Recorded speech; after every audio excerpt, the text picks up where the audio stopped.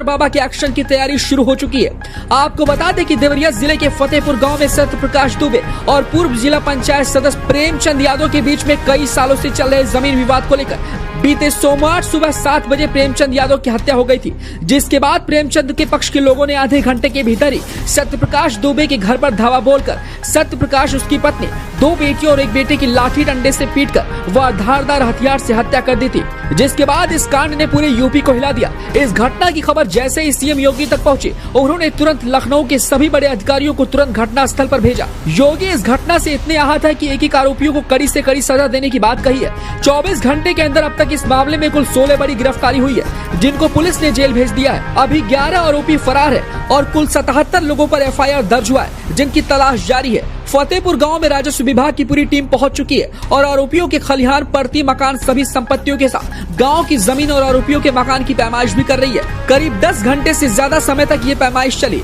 इसके साथ अब आरोपियों पर बुलडोजर एक्शन की भी तैयारी शुरू हो गई है। योगी का एक्शन देख डर के मारी घटना वाले गाँव के साथ आसपास के करीब 4 गाँव के उपद्रवी आरोपी घर छोड़कर फरार है। यूपी के देवरिया कांड ने पूरे प्रदेश को हिलाकर रख दिया। जिसने भी इस घटना के बारे में सुना, उसकी रूह कांप गई।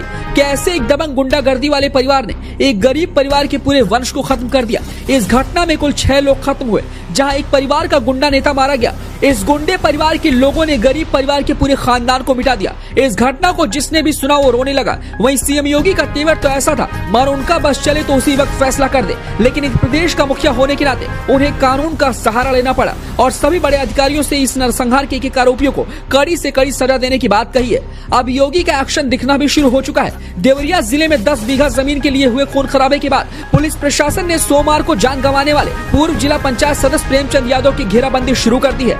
भीड़ के हाथों मारे गए दूसरे पक्ष के 5 लोगों का हिसाब उनके परिवार को चुकाना पड़ सकता है और इसके साथ गांव के कई लोगों के मकान पर बुलडोजर चलाने की पूरी तैयारी चल रही है। खबरों के मुताबिक राजस्व विभाग की टीम ने बताया है कि प्रेम यादव के मकान का अधिकांश हिस्सा खलिहान की जमीन पर कब्जा कर बनाया गया है। इसके अलावा गांव में अन्य सरकारी भूमि पर भी उसने कब्जा कर रखा था। सत्य प्रकाश दुबे की जिंदा बची बेटी शोभिता ने योगी सरकार से मांग की है कि उसके परिवार के 5 लोगों की हत्या करने वालों का एनकाउंटर हो या फिर उसे फांसी की सजा दी जाए। साथ ही शोभिता ने बुलडोजर कार्रवाई करने की भी बड़ी मांग की है। बताते चले कि आरोपियों की गिरफ्तारी के बाद पुलिस की 6 टीमें पूरी रात छापेमारी करती रही। सीएम योगी ने दुबे परिवार के एकमात्र बचे हुए चिराग मासूम अनमोल से बीआरडी मेडिकल कॉलेज पहुंचकर उसके हालचाल के बारे में जाना और कॉलेज प्रशासन को निर्देश दिया कि इलाज में कोई भी कमी न हो। फिलहाल योगी आदित्यनाथ के एक्शन को देखकर लग रहा है कि किसी भी हाल में वो किसी भी आरोपी को छोड़ने वाले नहीं है और एक एक कर सभी को बड़ी सजा मिलेगी। साथ ही जिस जमीन के विवाद को लेकर ये घटना हुई है, उसी घर और जमीन से सरकार आरोपियों को कंगाल बनाने वाली है और ऐसा हश्र करने वाली है